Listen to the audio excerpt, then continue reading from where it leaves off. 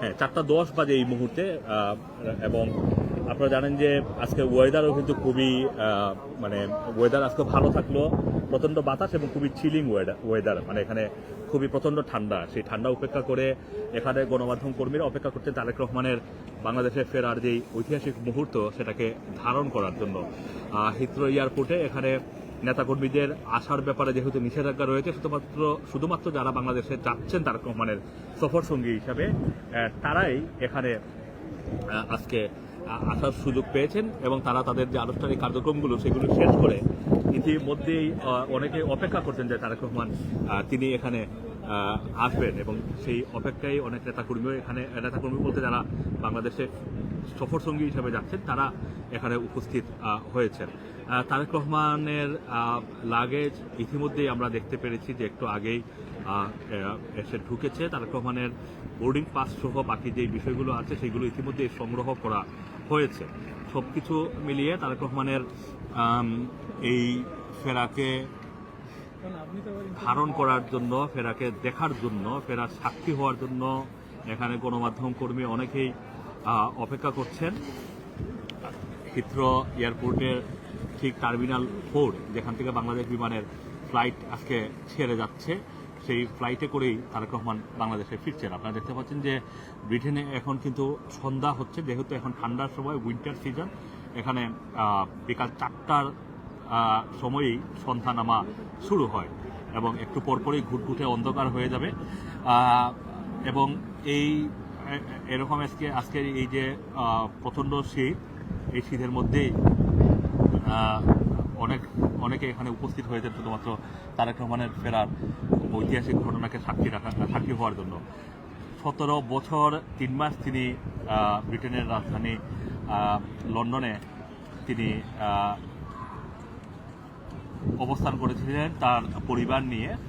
বাংলাদেশ থেকে তিনি একটি বিশেষ পরিস্থিতিতে তাকে বাংলাদেশ ছাড়তে বাধ্য করা হয়েছিল, এবং সেই বাধ্য হওয়ার পরে তারেক রহমান কিন্তু এই দীর্ঘদিন ধরেই এখানে আমরা যারা বুঝতে পারছি যে এক ধরনের প্রস্তুতি আমরা দেখতে পাচ্ছি যে বিমানের কর্মকর্তা, হিথ্রো এয়ারপোর্টের কর্মকর্তা তারা অনেকেই এখানে এসে উপস্থিত হয়েছে, এবং অনেকে বলছেন যে এখানে যাতে কোনো এন্ট্রি ব্লক করা না হয় সেই ব্যাপারেও বলা হচ্ছে। সুতরাং ধারণা করা হচ্ছে যে তারেক রহমান হয়তো খুব যেই ব্যস্ততা আমরা দেখতে পাচ্ছি এখানে, আপনারা দেখতে পাচ্ছেন যে হিথ্রো এয়ারপোর্টের সিকিউরিটি কর্মী যারা, তারা অনেকেই কিন্তু এখানে উপস্থিত হয়েছেন, এবং বলা হচ্ছে যে প্রবেশের পথ সেটাকে পরিষ্কার রাখার জন্য, ক্লিয়ার রাখার জন্য। তারেক রহমান আজকে ভিআইপি লাউঞ্জ সেটা তিনি ব্যবহার করছেন না, কারণ সেটা ব্যবহার না করে তিনি সাধারণ যাত্রীদের মতো করেই তিনি কিন্তু ফেরত যাচ্ছেন বাংলাদেশে। এখানে হিথ্রো এয়ারপোর্টের যেহেতু সিকিউরিটির ব্যাপার রয়েছে, সুতরাং হিথ্রো এয়ারপোর্টের যেই টার্মিনালের ভিতরে আসলে প্রবেশ করা যাবে না, ক্যামেরা দিয়ে লাইভ করা যাবে না, যেহেতু এখানে সিকিউরিটির একটা ম্যাটার রয়েছে। কিন্তু তার বাইরে আমরা যেটা দেখতে পাচ্ছি যে এখানে হিথ্রো এয়ারপোর্টের কর্তৃপক্ষ এবং বাংলাদেশ বিমানের কর্তৃপক্ষ তারা কিন্তু এখানে এসে উপস্থিত, যিনি তাকে আমরা দেখতে পাচ্ছি যে পুরো বিষয়টি সমন্বয় করছেন। ফসরুজ্জামান ফসরু তিনি পুরো বিষয়টি সমন্বয় করছেন, এটা আমরা এখান থেকে দেখতে পাচ্ছি। কথা বলছেন এখানকার যে যারা দায়িত্বশীল আছেন তাদের সাথে। সুতরাং আমরা যারা বুঝতে পারছি যে তারেক রহমান পৌঁছানোর সময়টা হয়ে গিয়েছে। তারেক রহমান এসেছেন, সম্ভবত তারেক রহমান এসেছেন, কারণ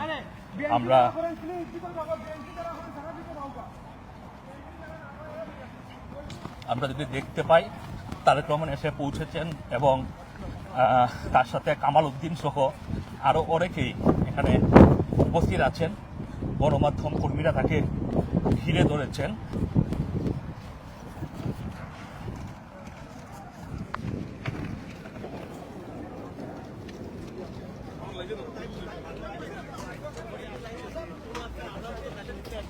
সাথে আমরা জাইমা রহমানকেও দেখতে পাচ্ছি।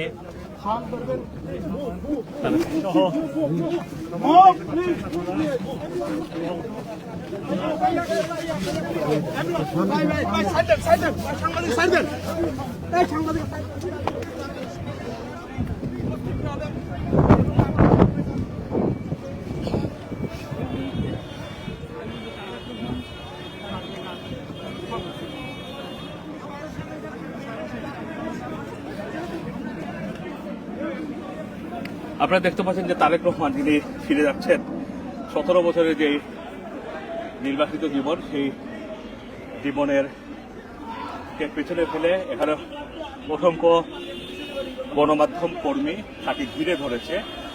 এবং এখানে যদি আমরা বলি যে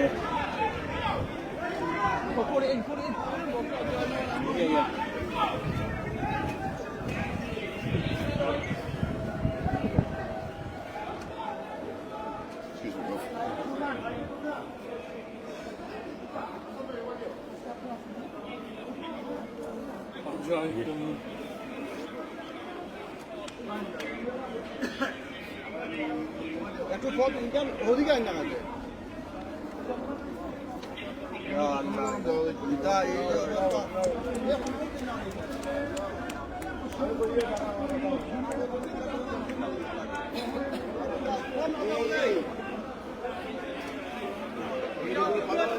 Move out the way. Excuse me, move out the way, please. Move out the way.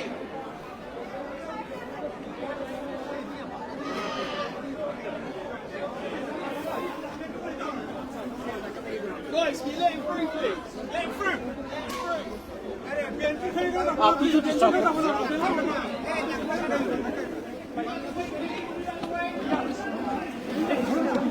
Tarique Rahman এই মুহূর্তে আমরা দেখতে পাচ্ছেন যে তিনি একটি চেকের এবং এখানে জুবাইদা রহমানকেও আমরা দেখতে পাচ্ছি যে তিনি ঢুকেছেন এয়ারপোর্টে এবং তারা হিথ্রো এয়ারপোর্টের যে টার্মিনালের ভিতর দিয়ে তারা প্রবেশ করছেন এবং তারেক রহমান সরাসরি ডিপারেচারে যাবেন, সেটাই আমাদের কাছে ইনফরমেশন রয়েছে। গণমাধ্যম কর্মীরা তাকে এখনও ফলো করছে, তবে হিথ্রো সিকিউরিটি থেকে বারবারই কনসার্ন জানানো হচ্ছে যে এইভাবে আসলে ঘিরে ধরে না ধরার জন্য। এবং তারা খুবই বিরক্ত হয়েছেন গণমাধ্যম। আমি দেখতে পাচ্ছি যে অনেকটাই বিরক্তি তার চেহারার মধ্যে। হিথ্রো এয়ারপোর্টের সিকিউরিটি থেকে তাকে বারবারই বলা হচ্ছে যে সবাইকে মুভ করার জন্য, তারপরেও সবাই সেই মুহূর্তকে ধারণ করার জন্য, এই ঐতিহাসিক ফেরাকে ধরে রাখার জন্য, সেটা সাক্ষী হওয়ার জন্য অনেকেই চেষ্টা করছেন। গণমাধ্যম কর্মীর বাইরেও আরও অনেককেই দেখা যাচ্ছে তারা মোবাইল নিয়ে এখানে ব্যারিকেড তৈরি করছেন। তারেক রহমান ডিপারেচারের দিকে এগিয়ে যাচ্ছেন। আপনারা দেখতে পাচ্ছেন যে অল ডিপারেচার গেট দেখা যাচ্ছে এবং তিনি সেই ডিপারেচার গেটের দিকে এগিয়ে যাচ্ছেন। এবং এই ডিপারেচার গেটে ঢুকা মানেই হচ্ছে তারেক রহমানের যেই 17 বছরের 3 মাসের যে সম্পর্ক ছিল লন্ডনের সাথে নির্বাচিত জীবনের সম্পর্ক, সেই সম্পর্কের আনুষ্ঠানিক সমাপ্তি ঘটবে। তিনি বাংলাদেশে ফিরে যাচ্ছেন। এখানে আমরা যদি দেখি যে জুবাইদা রহমান, তিনি তাকে আপনারা দেখতে পাচ্ছেন জুবাইদা রহমানকে। ইতিমধ্যে তারেক রহমান, জুবাইদা রহমান তারা ডিপারেচার গেট দিয়ে তারা কিন্তু ঢুকে পড়েছেন।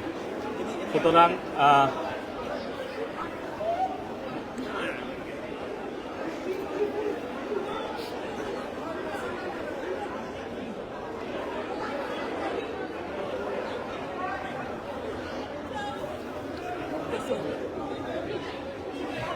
দেখি ভাইয়া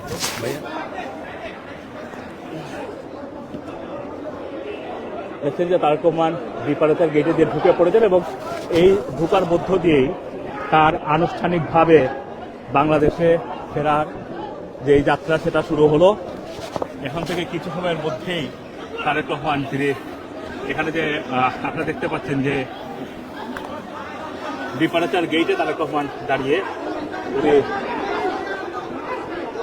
এখানে যে লিকুইডগুলো বের করতে হয়, কিছু এসেন্সিয়াল জিনিস বের করতে হয়, সেগুলো তিনি বের করছেন।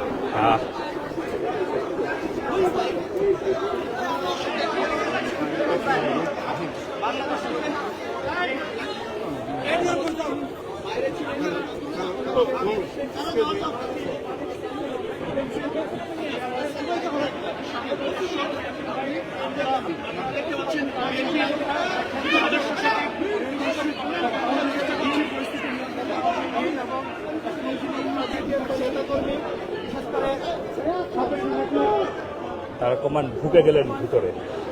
আসলে এর পরে আসলে গণমাধ্যম কর্মীদের যাওয়ার অ্যাক্সেস নেই। যেটা বলছিলাম যে অল ডিপারেচার গেট এর ভিতর দিয়ে ঢুকে যাওয়ার মধ্যে দিয়েই তারেক রহমানের ঐতিহাসিক বাংলাদেশে যেই যাওয়ার যেই সফর, সেই সফরের সূচনা হলো। কালকে বাংলাদেশ সময় সকাল 11টার কিছু সময় পরেই তারেক রহমান বাংলাদেশে পৌঁছাবেন এবং এরই মধ্য দিয়ে যে ঐতিহাসিক যে অবসান ঘটবে। আসম মাসুম, বাংলাদেশ।